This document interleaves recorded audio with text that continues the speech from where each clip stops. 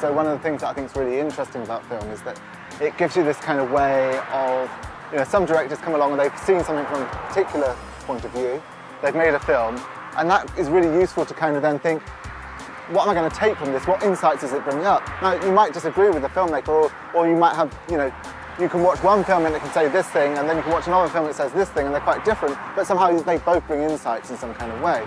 So, it's really nice to be able to sort of sit and watch the films and sort of take bits from them and then sort of build a kind of picture out of them and take kind of different ideas from them, I suppose. In every job that must be done, there is an element of fun. No, I think Mary Poppins is it's an interesting film to start with, because it actually does, for a children's audience, it's trying to deal with issues of finance, capitalism, the family, and how much we should be kind of conforming to certain rules, and how much we should have fun and all those kind of things, and how those things relate. So it's a good kind of film to kind of try to take to pieces, try and work out what Disney is doing, and then at the same time try to work out where I stand in relation to that and relate it to things that are going on at the moment about how we, for example, things like the Googleplex, or the way we have sort of flexibility and fun within the workplace, and whether that's a good thing, whether that's a bad thing. So it's sort of about how we can kind of take these things and find ways to think about them and relate them to things that's going on now. Are you an African-American woman? I identify as black. Labels can sometimes be useful. They can be useful in the sense that, if you didn't have labels in your fridge, you wouldn't necessarily know what to kind of pick out. If you wanted tomato sauce or you've got Tabasco sauce, you get confused. So labels can be useful, and they're useful in science, for example. You kind of, when you're a scientist, you want labels so you can try and demarcate different things and have categories for putting things in. You're saying that I can't have a hairstyle because of your culture? Why? Because it's my culture. One of the problems with identities is it has that kind of subjective dimension, so it's something very personal to you. And sometimes, sometimes people say, well, look, labels are bad because they're enforced on you, and they're these things being pushed on you. Whereas identity is who I am, so it's the thing I relate to, it's something very personal.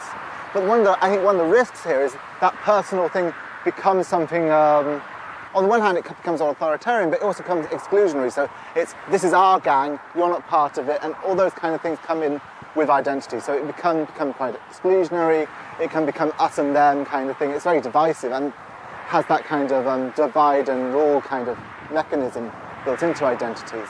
So, things like, white supremacy, for example, has always been an identity because it's something that you relate to, you become part of. And there's something quite scary and dangerous about that.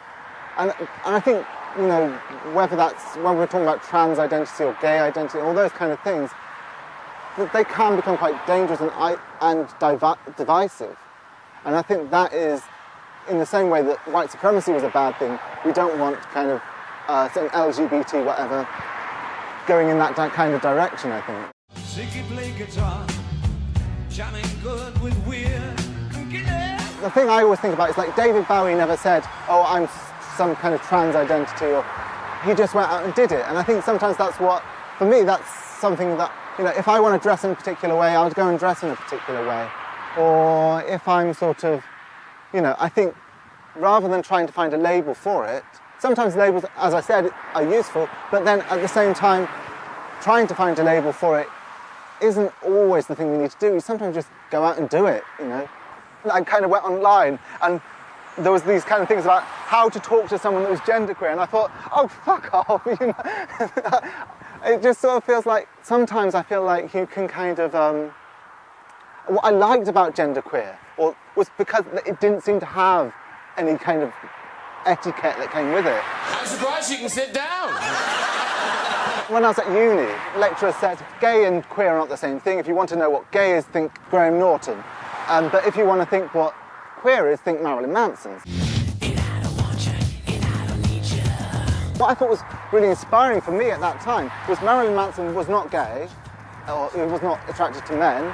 He was kind of he was more like the kind of countercultural image of the person that your parents might be frightened of. It was more something going back to the 60s and 70s that was kind of that sort of scary image, rather than sort of some camp drag queen.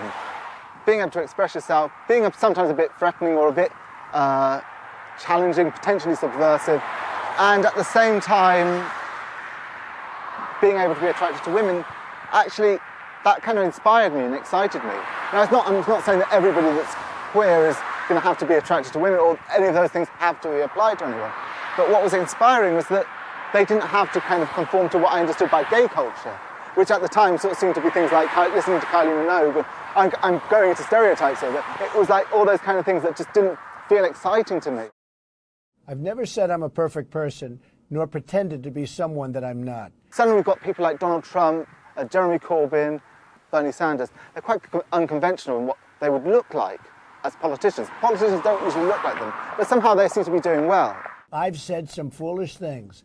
One of the things that's interesting is we don't live in the age of Blair anymore. And, you know, Blair was kind of quite suited, smart. In a way, it doesn't sell so much now. And I think sometimes you've got to work with what you've got. And sometimes people will come to it if they like it. And if they don't like it, well, then they don't like it. But sometimes we don't need to worry too much about what we're selling or what we're putting out there, because there's an audience for it in some way. So you might be one of these conventional film stars that everybody adores, but sometimes fans are like much more excited about, you know, their Frank Zappa fans will be much more excited because this is something unusual, and it might be a smaller niche demographic, but they'll be excited about it because it's that niche. So sometimes you just got to play with what you've got and just make the most of it, because there's people out there that will be really excited by it. And you'll do this, and I'll do that, and we'll never want it to be any other way again, ever, for the rest of our lives. Yes, it's fine to be conventionally masculine and be male, and it's fine to be conventionally feminine and be female, but I think it's when it's enforced on people, and sometimes it's really hard to tell what is being enforced and what's not, because there's a kind of grey area, because cultural standards and cultural norms, what's typical will be sometimes socially constructed, and it's very hard to see sometimes. But I think as a goal, I think trying to remove, in the least repressive way possible, the repressive dimensions of gender, it would be a good thing.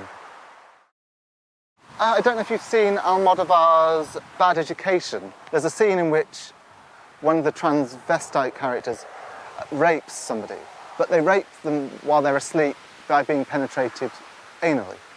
So this is a kind of, they're being penetrated, but they're forcing their penetration on someone else.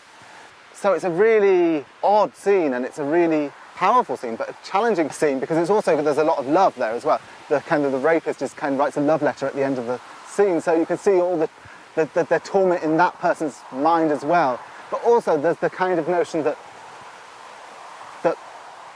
being penetrated isn't inherently passive either. It can be forced on people. We mistakenly assume that force is always phallic, and I don't think it always is. And I think that's a mistake, actually. Force can be, it can be very kind of, much more subtle, I think. And it can be much more gentle. I mean, there is something very empowering about being kind and giving, and it can sometimes be a way of aggrandizing yourself. So I can kind of, by being gentle, but taking that kind of caring role, I can kind of empower myself and say, and that keeps you down there sometimes. And I think that's something that we shouldn't always see power as simply a case of like this kind of this phallic thing. And I think that's power, or even this aggressive kind of male thing. There can be very gentle forms of oppression and violence, and I think that's also something to bear in mind. Ma io vi dico, amate I vostri nemici e pregate per I vostri persecutori, affinché siate figli del Padre vostro che è nei cieli.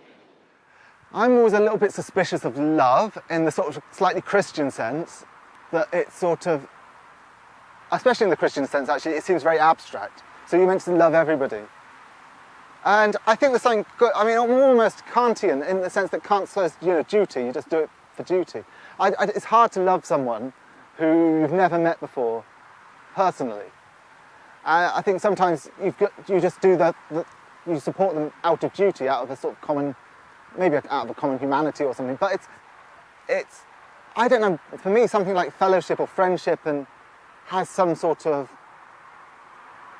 it seems to, maybe it's a form of love. It's philos, right? It's that form of love rather than the altruistic form of love. And I think one of the things I like about that kind of form of love is I love someone because of who they are. And that's kind of, sometimes to be loved just because you are isn't the most exciting thing to be loved for. I think some of the best forms, the most exciting forms, has a certain element of selfishness to it. Because when you don't have that selfishness to it, you're not loving them for any other reason than simply that they exist. And there's no quality, it loses quality, I think, in that. The quality of the love, it's not that it can't be deep. You can have a deep form of love for someone you absolutely despise. But it's a very, that's the kind of Christian idea, right? It's you love just simply because. It's a sort of duty. Whereas loving someone because they are a fantastic person and you have great conversations and you can spend hours just discussing things with them, that kind of love is so much more exciting, right? I don't know, friendship and fellowship and those kind of things and camaraderie are sometimes the most exciting forms of love because they have they're not simply about obligation.